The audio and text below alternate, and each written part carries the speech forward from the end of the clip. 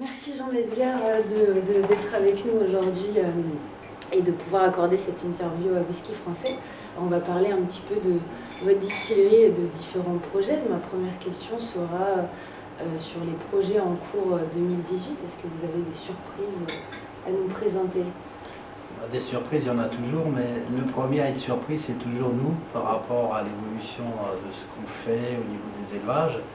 Et je pense que le whisky aujourd'hui, c'est un peu ça, c'est la magie de l'élevage qui va donner des surprises en fonction de la maturité, en fonction du résultat qu'on obtient, en fonction des années qu'on a patienté pour arriver à trouver une certaine maturité. L'équilibre en question, où est-ce qu'est l'équilibre d'un whisky aujourd'hui par rapport à son âge, par rapport à son vieillissement, suivant le cas, si on fait des single casques en finition, si on fait des single casques en maturité totale. Donc tout ça est différent, mais c'est ce qui nous permet d'évoluer et de comprendre en fait le whisky comme nous on le fait. Donc une surprise peut arriver à tout moment. Selon il faut toujours partir sur la base même de l'eau de vie de Malte, étant donné qu'on fait que des single malt, et qu'en fonction des élevages qu'on a choisis, l'évolution va nous donner une direction qui est à chaque fois différente. C'est en fait comme un millésime peut l'être à travers un vin, à travers un raisin, à travers un résultat de vinification par la suite. Mais je pense que ce qu'il faut surtout comprendre, c'est qu'on part sur une matière première qui est neutre et que l'élevage va apporter à cette matière première une complexité aromatique en plus de la qualité de cette matière première. Bien sûr. Est-ce que vous avez en tête des défis dans le passé qui ont surmonté votre distillerie ou dans le futur que vous aimeriez partager? Je pense que déjà on a la chance d'habiter dans un endroit, Uberach, qui est en fait un endroit un peu perdu au nord de Strasbourg, où en fait il y a très longtemps on ne faisait que des eaux de vie et de la bière, d'où le résultat aussi par la suite de nous intéresser à faire notre propre eau de vie de bière et notre propre eau de malt, donc le whisky. Et ce qui fait que le résultat il est lié à ça, c'est qu'il y a une histoire, cette histoire on la continue à travers le whisky, alors qu'il y a 20 ans on y pensait à peine. Donc je dis à peine parce qu'on avait déjà mis un doigt dedans, mais on n'a pas osé. Et donc on s'est lancé dans cette aventure, si on peut dire une aventure, en 2003. Aujourd'hui, avec 10 ans de recul, parce que le premier whisky étant sorti en 2006, on voit quand même qu'il y a une évolution qui nous a permis de comprendre en fait aussi que le whisky c'est complexe et qu'on a des surprises tous les ans. On arrive à franchir une étape qui nous permettra d'aller encore au-delà. Le but c'est aller au-delà, comme le nom du village, au-delà. Est-ce que vous avez des projets sur des nouvelles céréales peut-être? Non, sur les céréales en question, non, je reste vraiment sur l'orge maltais. Mis à part l'expérience, on va dire un peu la parenthèse avec le whisky, mais c'est encore un autre cas de figure dans le monde des eaux de vie, de bière et de malt. Mais je pense que nous, notre intérêt, c'est plutôt de travailler sur le long terme à travers un élevage encore plus abouti de ce qu'on peut trouver à l'heure actuelle et de respecter en fait l'évolution de l'eau de vie à travers une réduction qui va se faire dans le temps, dans la durée. Tout à fait. Merci. Je vais vous donner des mots et rapidement, vous allez me dire ce que ça vous évoque en un mot, en une phrase, assez rapidement. Le mot seigle. Pour moi, il est inconnu dans mon registre. D'accord. Il est très intéressant par rapport à ce qui se fait dans la qualité du seigle. Je pense que si je pouvais le faire, je l'aurais fait, mais a priori, c'est un choix. Donc mon choix, il reste sur l'orge maltais. Ok. Si je vous dis Torula. Torula. Pas plus que ça. Pas plus que ça, très bien. Si on parle Banyuls. Banyuls, c'est vrai que c'est un peu mes premières expériences d'élevage. Donc Banyuls, c'est à la fois le côté français, le côté vin, entre guillemets, vin de gourmandise ou de méditation. J'ai un souvenir à travers ça du domaine de la Tour-Vieille qui m'a fait goûter un Banyuls de 1952 et j'ai passé beaucoup de temps à méditer autour de ce Banyuls et j'y ai pensé lors du whisky, c'est-à-dire j'aimerais bien faire un whisky dans des fûts de Banyuls et c'est d'ailleurs le premier whisky qu'on a fait. Magnifique. Ok. Si je vous dis cocktail. Alors cocktail c'est magique, cocktail c'est un peu le pour moi c'est difficile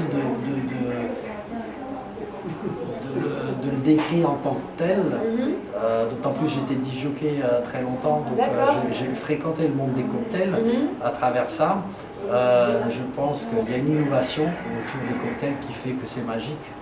À travers ces innovations, c'est des recettes, c'est des choses qui nécessitent aussi un savoir-faire à travers le déroulement,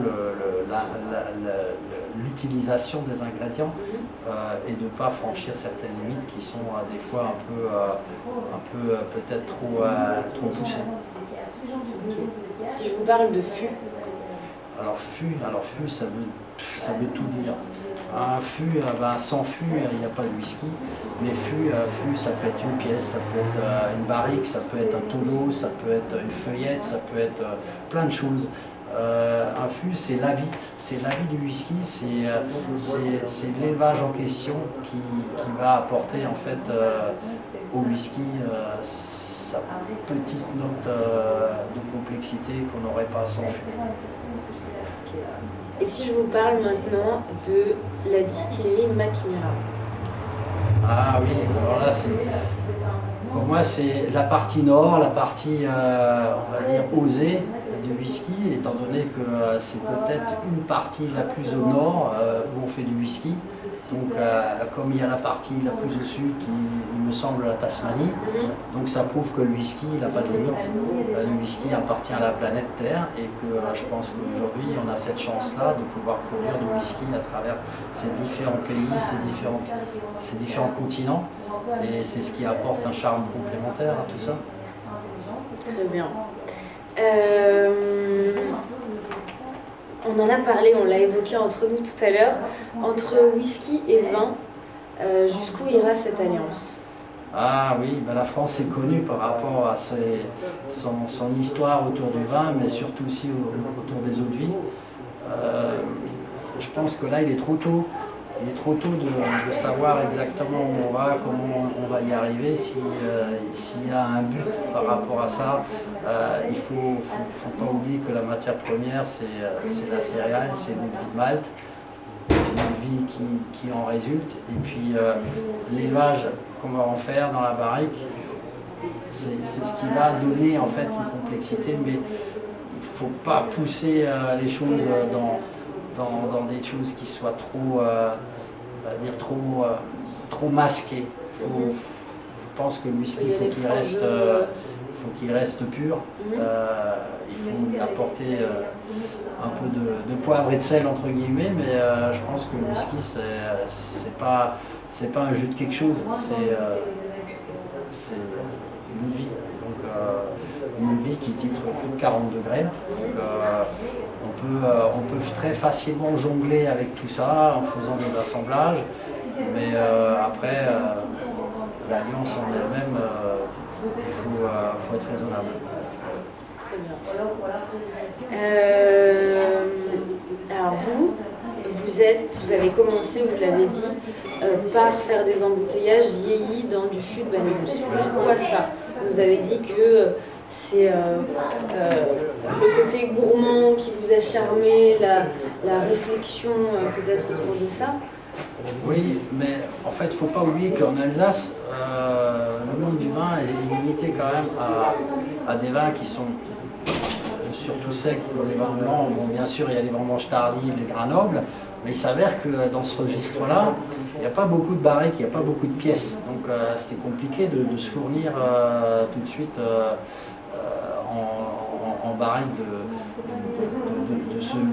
de ce genre-là. Bon, après, il y a les pinots noirs qui sont essentiellement vieillis en barrique, quoi. Mais bon, il faut faut savoir que beaucoup de vins sont élevés en cuve ou en foudre. Donc pour démarrer, il nous fallait quelque chose de plus mûr et de garantie derrière qui puisse nous amener sur une maturité un peu précoce pour arriver à sortir notre premier whisky. Et il s'avère que ce type de barrique pouvait nous aider très facilement à apporter au whisky une certaine buvabilité, parce qu'un whisky très jeune forcément est très riche en alcool, et donc il faut trouver la réduction comme idéale pour arriver à trouver une certaine harmonie au niveau du résultat. Donc le Banyuls m'a permis de démarrer, mais à côté de ça, ma recherche de barriques alsaciennes n'a pas duré trop longtemps, étant donné que j'ai pu trouver mes premières barriques en 2007, donc juste après la première mise du premier whisky, et j'ai pu sortir mon premier whisky en barrique alsacienne en 2010. Donc ça date déjà d'il y a 7 ans. Entre-temps, je parcours toutes les régions, les grandes régions viticoles du Grand Est, que ce soit la Bourgogne, le Jura, l'Alsace, sans oublier aussi la partie sud-est, c'est-à-dire la vallée du Rhône. Donc rien que là, j'ai déjà de quoi faire. Bien sûr. C'est un peu cette diversité des régions viticoles et des vins qui sont produits, qui m'ont permis de développer des whiskies dans des catégories, à travers des catégories de régions, que ce soit le bleu, la vallée du Rhône, le jaune, le Jura, et puis le vert, la Bourgogne. Merci.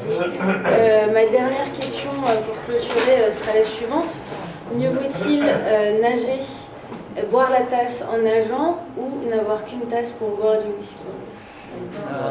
Là, c'est une question qui me concerne directement par rapport à mon activité. C'est-à-dire, je retiendrai qu'une chose. La seule chose qui compte, c'est la glisse.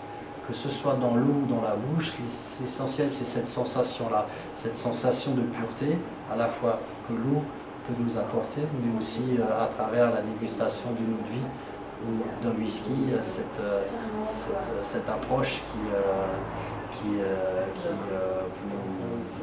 vous apporte une émotion, une sensation que du bonheur, du plaisir.